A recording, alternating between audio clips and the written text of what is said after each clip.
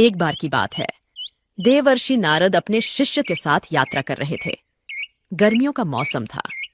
रास्ते में एक प्याऊ देखकर उन्होंने पानी पिया और पास के पीपल के पेड़ की छाया में आराम करने लगे।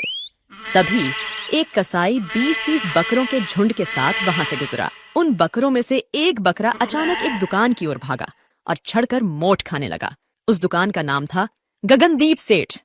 दुकानदार ने बकरे को देखा और आग बबूला हो गया। उसने बकरे के कान पकड़े और उसे बेरहमी से 2-4 घूंसे जड़ दिए। बकरा करते हुए दर्द से चिल्लाने लगा और उसके मुंह से सारे मोठ बिखर गए।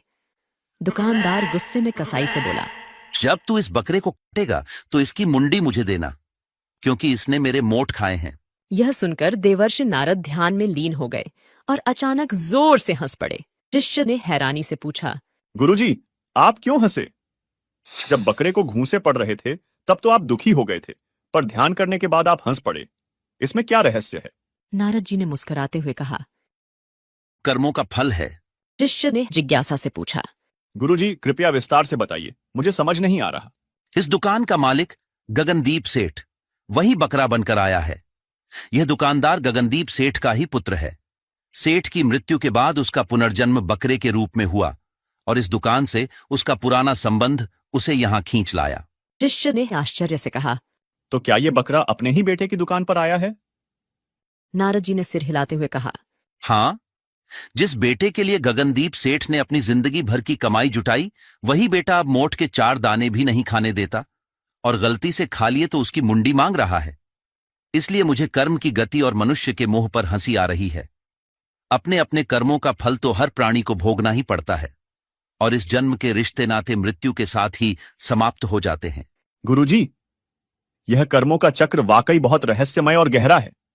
हम जो भी करते हैं अक्सर यही सोचते हैं कि उसका असर केवल आज और अभी तक ही रहेगा, परंतु यह तो अगले जन्मों तक प्रभाव डालता है।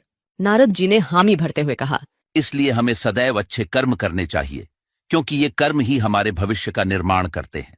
दोस्तों, ये कहानी आपको कैसी लगी ये हमें कमेंट में जरूर बताएं। अगर आपको अच्छी लगी या पसंद ना भी आए तो भी कमेंट में लिखें।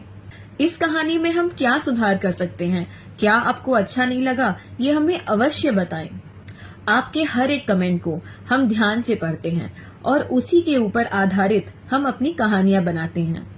अगर आपको हमारा वीडियो पसंद आया तो इसे लाइक करें और अपने प्रियजनों तक पहुंचाएं, ताकि किसी और को भी इस ज्ञान को बांटने का मौका मिल सके।